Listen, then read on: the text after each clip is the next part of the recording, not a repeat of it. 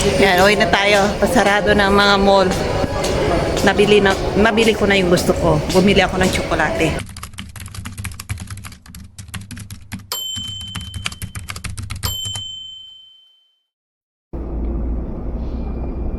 Ayan. Naglakad-lakad muna ako dyan sa city nila. Ayan. Kita ninyo. Ang linis ng city nila dyan.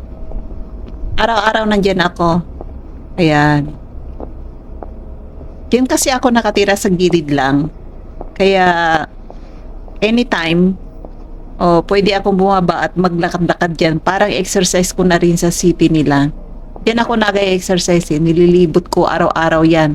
Kaya, alam na alam ko ang mga ano dyan, mga shop, bago or luma. Alam ko ang pasikot-sikot dyan sa city na to. Ayan. Mga ilang oras ako. Galing ako sa municipal kanina eh. Naglakad-lakad din ako doon. Tapos, nung napagod, maraming supermarket din doon eh.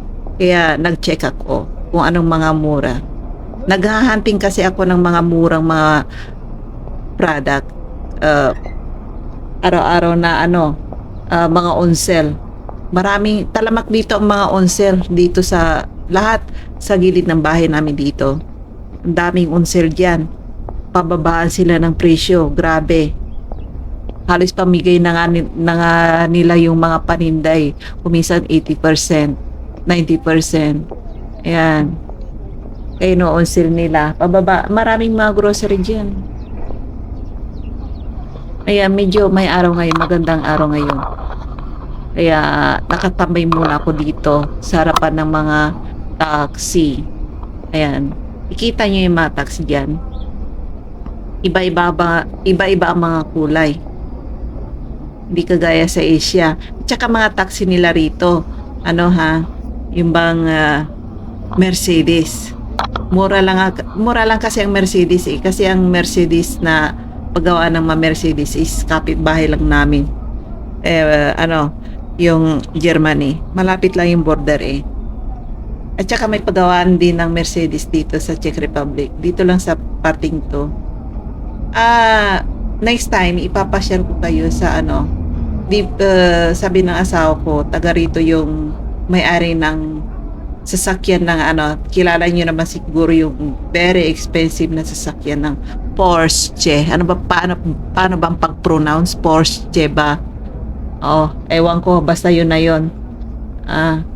Dito raw siya ipinangak dito sa lugar na to, sa Liberec, Czech Republic. Dito ang city niya. Yung nagmamay-ari ng Liberec. Minsan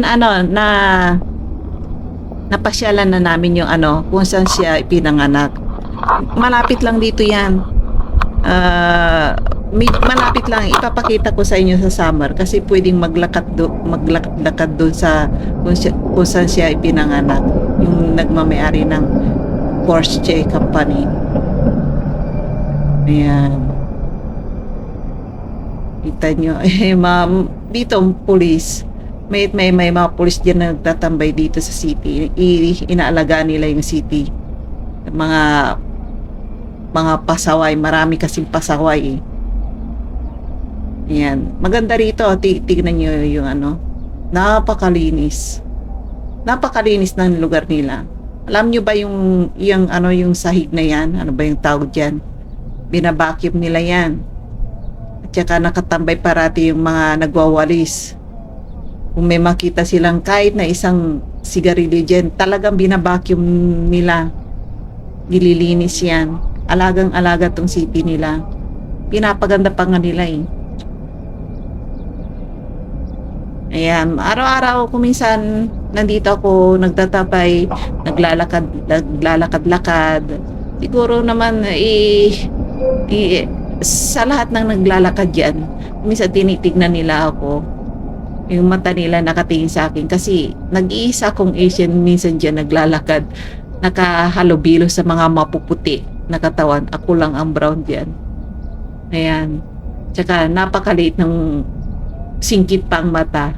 Ayan, kaya pa nagtitinginan ako. Yan. Ayan, kuminsan nakaupo ako diyan, nagmumuni-muni, kapag napagod na, uwi na rin.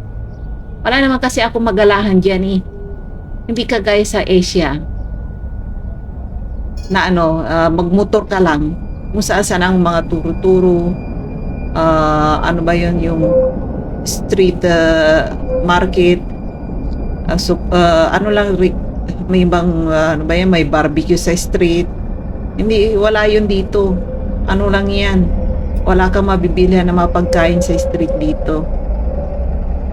Walang turo-turo, walang mga barbecuehan sa street, wala yan dito, bawal yun. Makakain ka lang dyan sa loob mismo ng shopping mall. Diyan ka magtambay kung gusto mong kumain. Tsaka dito sa kanila, kukunti ang mga restaurant sa paligid. Kaya no choice ka. Parating yun na lang ang kinakainan mo. Malalaking kumpanya lang nabubuhay rito. Yung maliliit, wala na. Nababangkrap. Di kagaya sa Asia, tabi-tabi mga restaurant. Ay nako.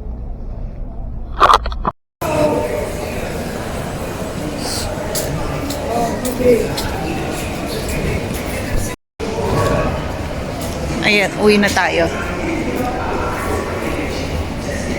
Nakabili ulit tayo ng grocery. Rice. Hindi kasi ako nag-stock ng rice sa bahay. Malapit lang naman ang grocery yan. Daming grocery yan. Nakapaligid sa bahay namin. Kaya kahit na anong oras, pwede akong bumaba at bumili. Pwede lang kapag ang bahay nasa bundok or village. Ayan, ako magbabas ka pa, magdradram ka pa, magdre-drink ka pa. Malayo yun. Kaya kailangan mag-stock ng maramihan. Nasa bahay na siguro yung anak ko. Hindi umiimik eh. Dala na naman niya yung salbahing kaibigan niya siguro.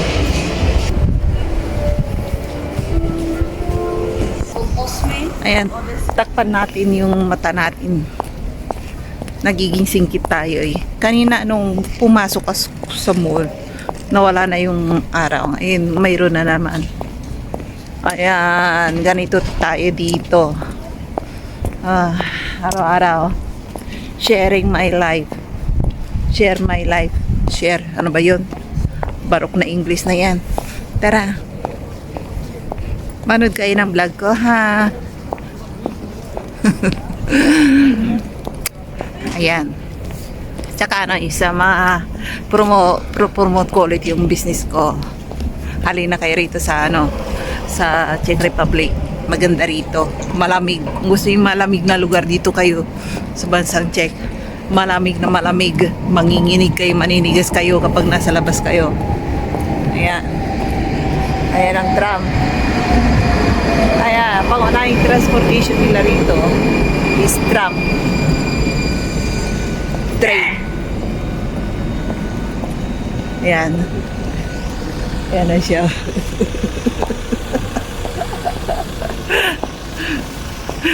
Patay yung eh. Ayan o. Nagluluto ako ng yan. Yung pork chop. Ayan. Kailangan natin ng thumbnail. Tapos, magigisa tayo ng ano ba yan? Yung celery. Wait lang. Tayo ay magisa-gisa lang. Ayan, dyan ka muna na camera. Parang naiilawan ka at tayo ay ayan, tayo saan ko ipwesto is nakakasilaw yung silaw ng ilaw. Ay, wala na. Ayan. Lagyan natin ng mantika.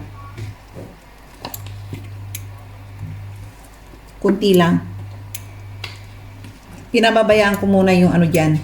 Yung baboy kasi hindi pa naman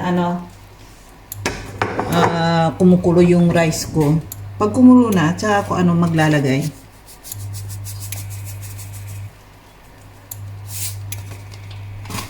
Kalimutan ko bumili ng ano. Mamaya alis sa ulit ako bibili. Ngayon ako bili. Puro bir na lang dito. Bili doon, bili dito.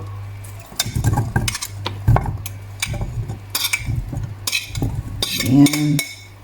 Nakasan natin apoy kasi kapok lang to. Ayan. Ayan, malakas na. Kailangan natin ng kutsara.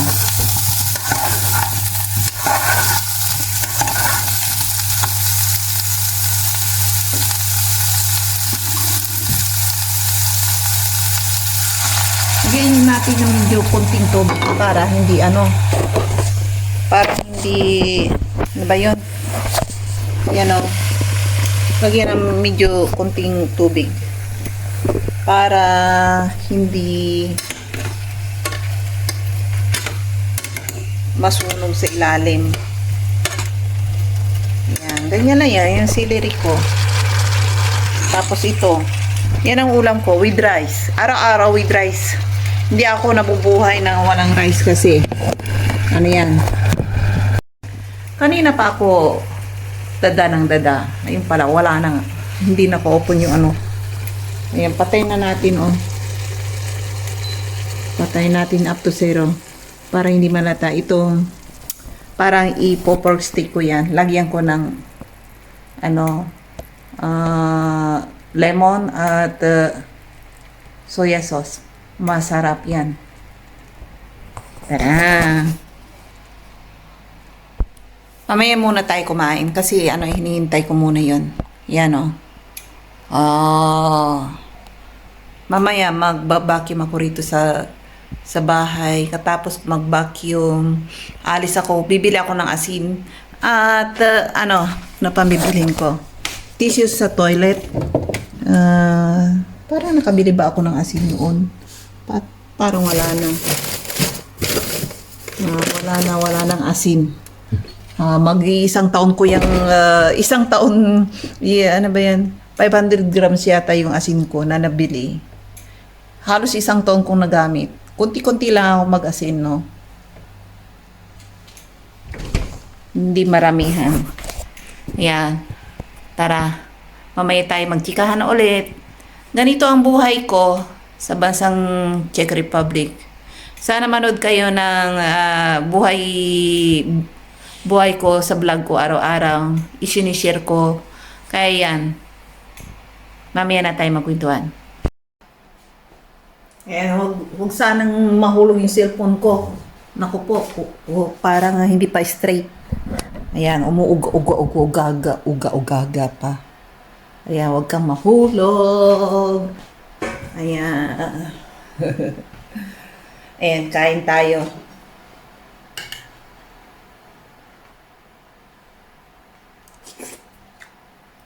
Sarap. Ganito lang ulamin ko araw-araw, pwede na.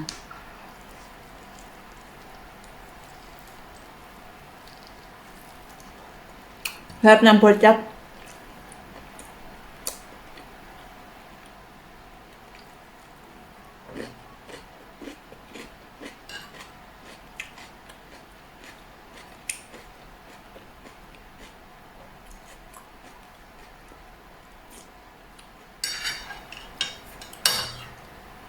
Gusto ng asawa at anak ko itong pork chop.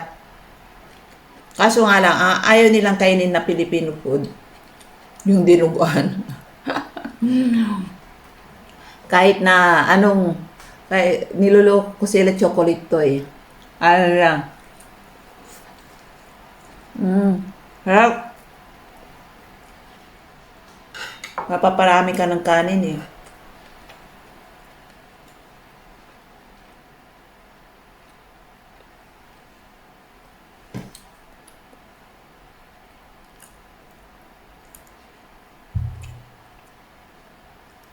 Kita niyo sa bahay, hindi kami nagsasabay-sabay kumakain. Ganito kami dito.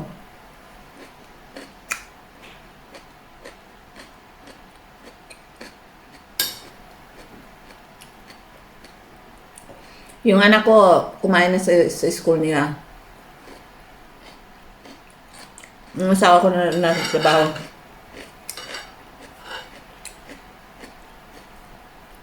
Kahit na ano naman siya nasa bahay, hindi siya kumakain dito sa lamesa. Kahit na yung anak ko. Doon sila sa kanyang computer sila.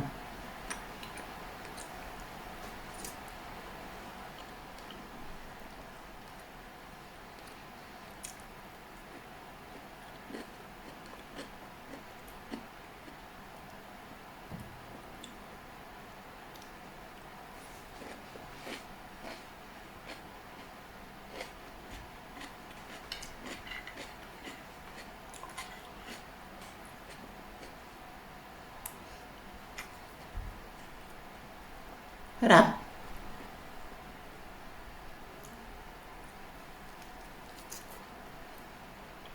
Purong naman to, walang taba.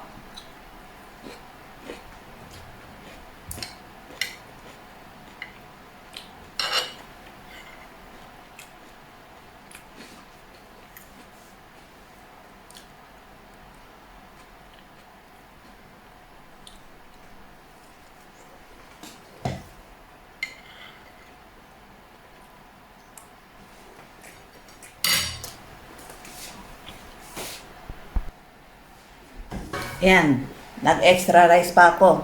Yan o. Ayan, masarap. Napapa-extra rice kay.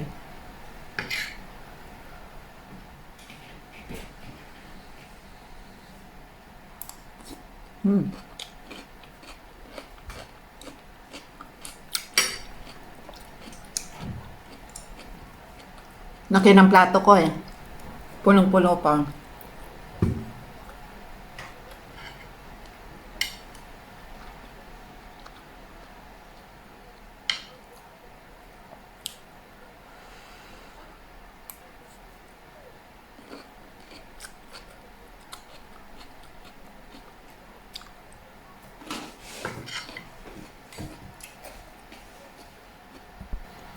Ayan, taob. Wala na ano. Yan ba yung buhok ko? Huwasan na lang natin maya. Pahinga muna tayo sa pagkain. May tayo magbukas. Ayan. At inom ako ng juice.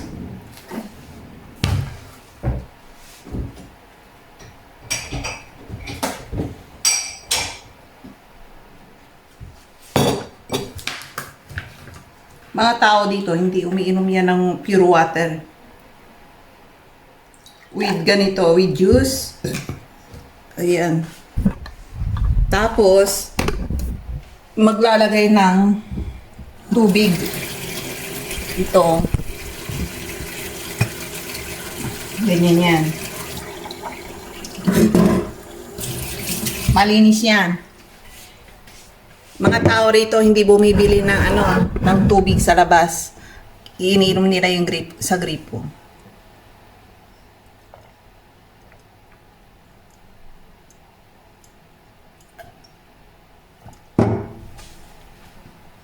Ayan, nakaraos din.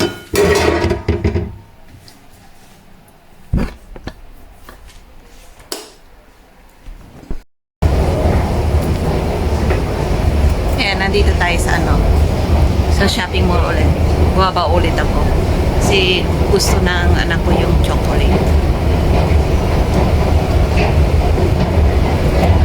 Bibili raw. Binigyan niya ako ng pera. Tingnan niyo yung anak ko, wala pang trabaho. Namimigay na ng pera sa akin. Ayan. Bumili raw ako ng ng tsokolate para sa kanya. Gusto raw niya ng mga sweet. Ayan. Kaya bumaba ako. Mag-alasutso na, magsasarado na ang shopping mall. Kaya dalian ko at bumili. Ganda pa naman ang pinapanood kong drama. Hindi ko maiwan-iwanan. Ay, babalik kagad ako. Tara. Ano ba? Tara tingin tayo ng tsokolate ng anak ko. Oo. Gusto raw niya ng Milka. Mumura na mga tsokolate dito. Bibili pala ako ng tissue. Yan, tissue sa toilet. Bumili ako ng tsokolate, oh. Para sa anak ko. Gusto niya eh. Ayan, para naglilihi eh. Ayan. Mura lang, 40 lang. Tsaka, ano pa ang bibilhin ko? Yan, umiikot ang ko. Asin. Yan, uwi na tayo. Nakabili na ako. Chips daw. Gusto na niya ng chips. Kaya bibili ako. Yan, uwi na tayo. Pasarado ng mga mall. Nabili ko na yung gusto ko. Bumili ako ng tsokolate. Tapos, bumili rin ako ng beer. Ayun. Tapos, naubusan na rin ako ng asin. Nakalimutan kong bumili. Yes. Araw-araw na lang akong gumagala. Yung mga importante, nakakalimutan kong bilhin. Kaya natupag kong bilhin. Yung mga baboy, manok. Yun, pero yung mga importante na seasoning, nakakalimutan ko. Lakas ng music sa loob. Ayan. Naku! Ang lamig sa labas. Ayan, naging orange ulit tayo. Tara, uwi na tayo. Doon tayo magkwentuhan sa bahay about pamumuhay rito sa Czech Republic. Sa mga gusto palang mag-tour dito, kontakin nyo na ako dito sa lugar namin. Maraming tourist attraction dito. Makakapunta pa kayo ng Poland tsaka Germany. Gagala ko kayo doon. Kaso nga lang, mahigpit ang borders ng Germany ngayon. Maraming bantay ng mga pulis. Kaso nga lang, kayo. Papatanong ko sa asawa ko kung kailangan yun. Ano ba yun? Visa. Sinjin visa. Pero, madali lang yan pag nandito na kayo. Mag-apply tayo. Ayan.